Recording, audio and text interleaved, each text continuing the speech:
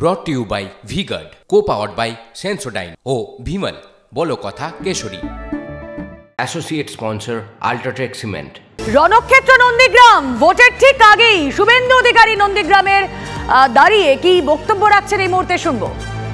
খুনিদের চিনে রাখুন।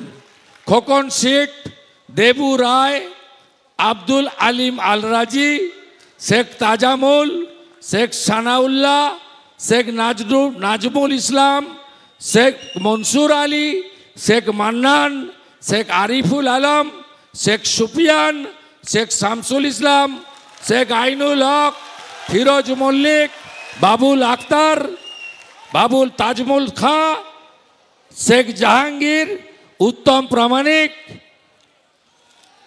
প্রামাণিক, সমীরণ দাস, বাবু ওঝা, বিষ্ণু ভূঁইয়া, কৃষ্ণকান্ত সিট, রতন দোলই, আমিরুল ইসলাম, শঙ্কর ধাড়া, এই 25 জন খুনি। আর এই খুনিদের যিনি উস্কানি দিয়েছেন তার নাম হলো কয়লা ভাইপো, মমতার আলালের দুলাল। বালি খায়, গরু পাচার করে, কয়লা খায়, টাকা টাকা টাকা। কালকে হেলিকপ্টার থেকে করে এখানে এসেছিল পুলিশের সৌজন্যে মিটিং করতে। কালকে আমতা উদয়নারায়ণপুর হাওড়া থেকে গাড়ি করে লোক নিয়ে এসেছিল, নন্দীগ্রামের লোক ছিল না। নন্দীগ্রামের লোক বর্জন করেছে লোকালদের। বড় বড় কথা কি বলছিলেন কালকে, যে বিরোধী দলনেতার বাড়িতে পুলিশ গেছিল, উনি ভয় পেয়েছেন। আরে ভয় পাওয়ার লোক আমি নই। নন্দীগ্রামে লোক জানে আমি ভয় পাই না। আমি ভয় পাইলে আপনার যে মালিক, আপনার পিসি না ঠগি পিসি, তাকে আমি এখানে হারাতাম না আপনাদেরকে নিয়ে। আপনি একটা কাওয়ার্ড, ভীতু। সুপ্রিম কোর্টে গেছেন, প্রোটেকশন নিয়ে ভোটে লড়ছেন, লজ্জা লাগে না? আপনি ভোট ঘোষণার পরে সুপ্রিম কোর্টে গেছেন, সে অধিকার আপনার আছে যাওয়ার দেশের আইনে। সেখানে গিয়ে বলেছেন আমি ভোট লড়ব, ভোটের প্রচার করব, আমাকে যেন সিবিআইডি না ধরে। 10ই জুন পর্যন্ত প্রোটেকশন নিয়ে আপনি ঘুরে বেড়াচ্ছেন হেলিকপ্টার চড়ে, আর নন্দীগ্রামের ভূমিপুত্র আমাকে আপনি বলছেন ভয় পেয়েছে।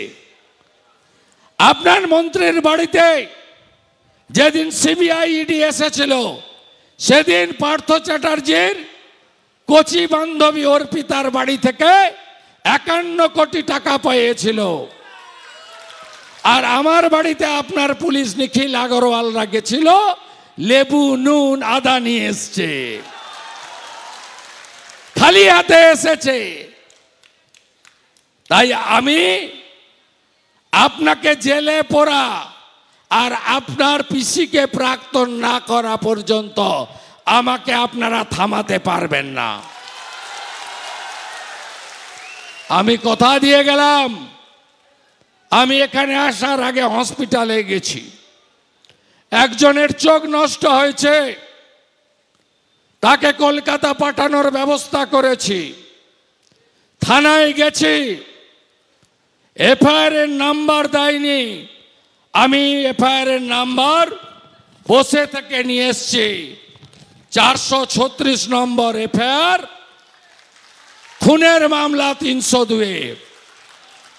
তারপরে যদি কিছু না করেন, আমি রথিবালা আড়ির মেয়েকে দিয়ে উচ্চ আদালতে যাব সিবিআইর তদন্তের দাবিতে।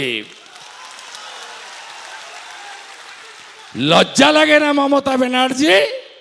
3 টাকা দামের মানি ব্যাগ পাঠিয়ে লক্ষ্মীর ভান্ডার লোভ দেখাচ্ছেন। আর রথিবালা আড়ি কি মা নয়, দিদি নয়, মহিলা নয়? নৃশংসভাবে একটা শিডিউল কাস্ট পরিবারের মহিলাকে আপনার লোকেরা খুন করছে। লজ্জা থাকা উচিত।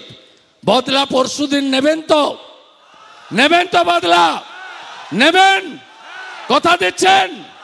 কথা দিলাম 30-এর বেশি পদ্ম, পিসিমণি জব্দ। 26-এ ভোট নয়, 24-এই হীরক রানী বাই বাই। আমার সঙ্গে গত ভোটে সনাতনীরা সবাই ছিলেন, এবারে অনেক সংখ্যালঘু এসেছেন। শামসাবাদের খোকন ভাই দুপুরে একটা মেসেজ করে বলছে, আমার ছোট বাচ্চাকে ক্লাস 7-এ পড়ে, আমগেছিয়াতে খেলার মাঠে যেতে না বলে দিয়েছে। বলছে তুই হিন্দু হয়ে গেছিস, তুই খেলার মাঠে আসবি না। ছোট ছোট বাচ্চাদের মাথাতেও এরা কি ঢুকিয়েছে দেখুন। এই ডাকাত সুফিয়ান, শামসাবাদের প্রধান মনসুর, আব্দুল মান্নান, কোভিডের ভ্যাকসিনটা নাওনি আপনি? সেটা হিন্দু ভ্যাকসিন ছিল। মোদিজির দা ভ্যাকসিন না যায়, আর খোকনের ছেলেকে মাঠে খেলতে গেলে বলে তুই হিন্দু হয়ে গেছিস। কি নোংরা পার্টি! মোদিজির পাঠানো রেশন ব্যাগে ঝুলিয়ে ঝুলিয়ে আনা যায়।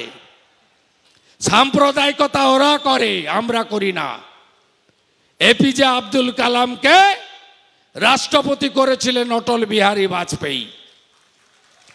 মোদিজি সবকা সাথ সবকা বিকাশ বলেন, তার সব স্কিম সবার জন্য।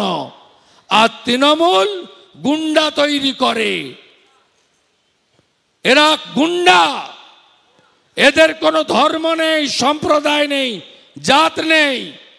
এরা আপনাদের শৌচালয় মেরেছে, 100 দিনের টাকা ঝেড়েছে, আবাসের ঘরের টাকা মেরেছে, রেশন চুরি করেছে, আমফানের টাকাও ঝেড়েছে। চোরেদের বিরুদ্ধে লড়াই হবে তো? হবে তো? কোথায় থাকবেন, গঙ্গাতে না নর্দমাতে? আমাদের প্রার্থী যদি গঙ্গা হন, ওই ভাটাংশু বেটা হচ্ছে নর্দমা।